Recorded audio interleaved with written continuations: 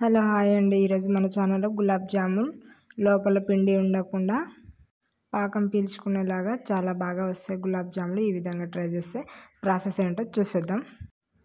ఒక cup water, ఒక cup sugar వేసేసుకొని గ్యాస్ మీద ఇలా కరిగించేసుకోవాలి. షుగర్ మొత్తం ఇలా కలుపుకుంటూ కరిగించేసుకోవాలి. అలాగే అందులోకి కొద్దిగా ఇలాచీ వేసేసుకొని కొద్దిగా మరిగించుకోవాలి. పాకం రానవసరం లేదు. లైట్గా జిగురు వచ్చేలాగా ఉంచి గ్యాస్ ఆఫ్ చేసేసుకొని పక్కన పెట్టేసుకోవాలి. అలాగే వేరొక గిన్నెలోకి గులాబ్ జామ్ పిండిలోకి కొద్దిగా పాలు పోసుకుంటూ స్మూత్గా కలిపేసుకోవాలి. ఇలా కలుపుకొని ఒక 5-10 నిమిషాలు పక్కన పెట్టేసుకోండి.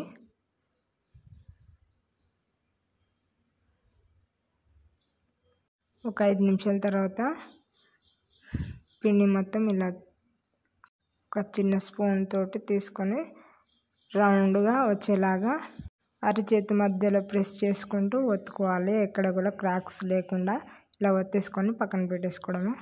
ఈ విధంగా చేసుకొని పక్కన పెట్టేసుకోవాలి. అలాగే వేడి అయిన నూనెలోకి గులాబ్ జాములను ఒకటొకటిగా వేసేసుకొని ఇలా పైన గరిటెతో తిప్పుతూ గోల్డెన్ కలర్ వచ్చేదాకా ఉంచుకొని తీసేసి డైరెక్ట్గా పాకంలోనే వేసేసుకోవాలి.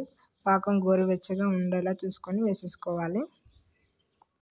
ఇంతే, చాలా ఈజీగా చేసేసుకున్న గులాబ్ జామ్ జ్యూసీగా ఉంటుంది. చాలా బాగుంటుంది. ఒకసారి ఈ విధంగా ట్రై చేయండి.